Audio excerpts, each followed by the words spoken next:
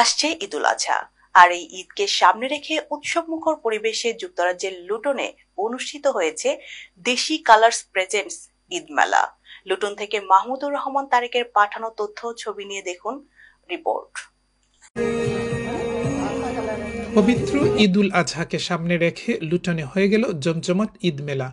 উদ্যোক্তা রাজেনা বেগম এবং ফারজানা ইয়াসমিন ইভার আয়োজনে শনিবার বেরি পার্ক কমিউনিটি সেন্টারে এই মেলা অনুষ্ঠিত হয়।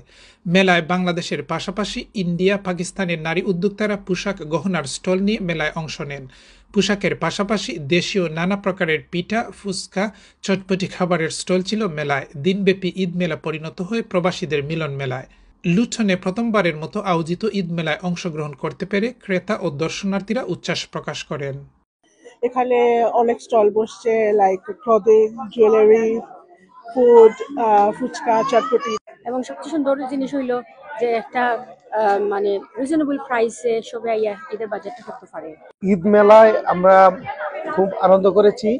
সারাদিন আমরা একসাথে, এখানে বিভিন্ন ধরনের স্টল ছিল, কাপড়ের, বিভিন্ন ধরনের ফুডের। আমরা ফ্যামিলি নিয়ে আসছি, আনন্দ করেছি। আজকে আমার আসলে খুবই ভালো লাগে। আমি নিজেই একজন বাঙালি সিলেটি কমিউনিটির, আর ইভেন্ট আসে আমি অনেক excited.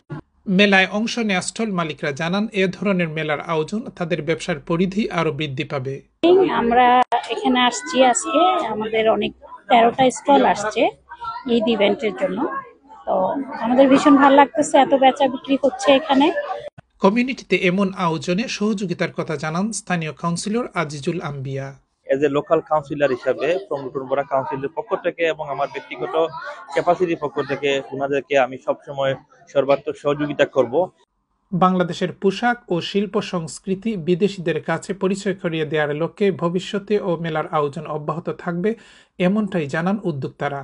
So obviously, like after all the outcome, obviously was a positive response from everybody, from the customers and the like vendors as well. So our plan is like future or like every year I'm planning to do like something like that.